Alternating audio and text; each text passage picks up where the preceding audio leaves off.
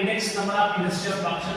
तो industrial production के लिए हम कैसे इंडेक्स नंबर बनाते हैं, उससे पहले जो है हमें यहाँ पे ये लिखना है कि ये इंडेक्स नंबर हमें क्या सिखाता है। इसमें हमें क्या है, तो ये इंडेक्स नंबर जो है, दिस इंडेक्स नंबर जो है इट इज यूज किया जाता है मेजर करने के लिए चेंज का यहाँ पे मतलब है, चेंज का मतलब यहाँ पे है इंक्रीज और डिक्रीज। ये दोनों चीजें दिखाता है चेंज, और किससे दिखाते हैं, change in the level of production. Level of production में हमारी इंडस्ट्रियल प्रोडक्शन क्या है, उसमें इंक्रीज हुआ है या डिक्रीज हुआ है हमारी इकोनॉमी में।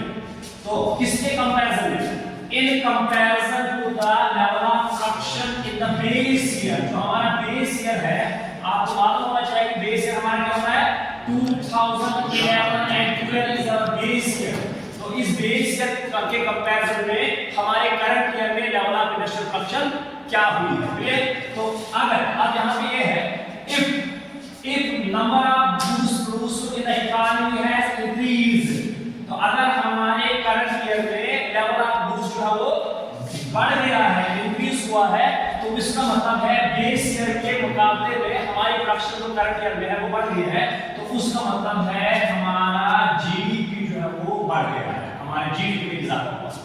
और GDP has increased and vice versa.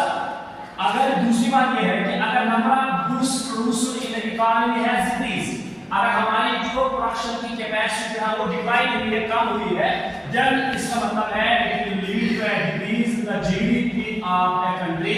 तो हमारा जो जीडीपी है नेशनल में वो डिक्लाइन हो जाएगा। क्लियर? अब देखिए फार्मूला क्या है इसके लिए, इसको हम कैसे वर्कआउट कर सकते हैं, कैलकुलेट कर सकते हैं। तो आपका यहाँ पे ये है index number of industrial production किसके बराबर होता है, summation of R W divided summation W. यहाँ पे समेशन का मतलब है सम, ये सम होता है, और ये आर का मतलब मैंने यहाँ पे आर वर्कआउट करके रखा है, आर का मतलब है रिलेटिव वेट्स, रिलेटिव क्वांटिटीज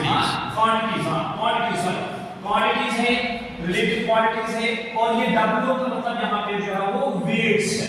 तो अब ये पॉइंट यहाँ पे वेट्स हमने होगा दिया होगा वहां पे। अब ये रिलेटिव क्वांटिटीज को हम वर्कआउट कैसे करेंगे, इस आर हम कैसे वर्कआउट करेंगे, उसके लिए फार्मूला हमारे पास ये है, आर किसके बराबर होता है, q1 divided by q0 into 100, that is quantities of the current year divided by quantities in the base year multiplied by hundreds of percentage. In this way you can work out this r, and then this r is to be used in this formula, और आपका जो है वो index number of industrial production जो है वो निकल गया। Got the point? Yes sir. Thank you.